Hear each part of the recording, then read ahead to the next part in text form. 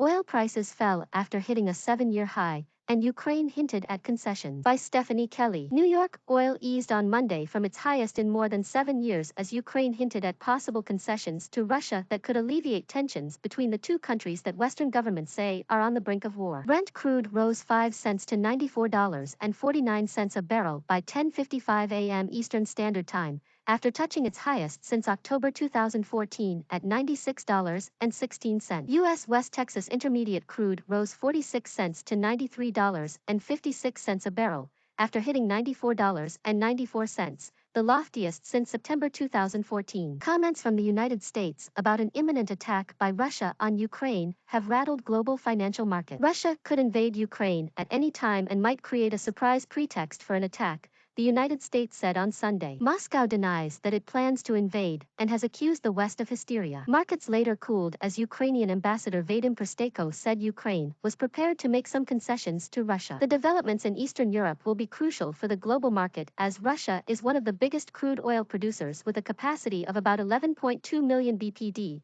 said Nishant Bhushan, senior oil market analyst for Rystad Energy. Any disruption of oil flows from the region would send Brent and WTI prices skyrocketing higher far above $100, in a market struggling to supply the increased demand for crude as economies recover from the pandemic. Supplies have been stretched as the Organization of the Petroleum Exporting Countries and its allies, a group known as OPEC+, have struggled to deliver monthly pledges to increase output by 400,000 barrels per day until March. International Energy Agency Chief Fatih Birol urged OPEC+ to close the gap between words and its action. The IEA has said the gap has widened between the OPEC+ target and actual output. Investors are also watching talks between the United States and Iran. The Iranian foreign minister said Iran was in a hurry to reach a swift agreement in nuclear talks in Vienna, provided its national interests are protected. A nuclear deal between the United States and Iran could release 1.3 million barrels of supply, but this will not be sufficient to ease the supply constraints, said Pratibha Thakur,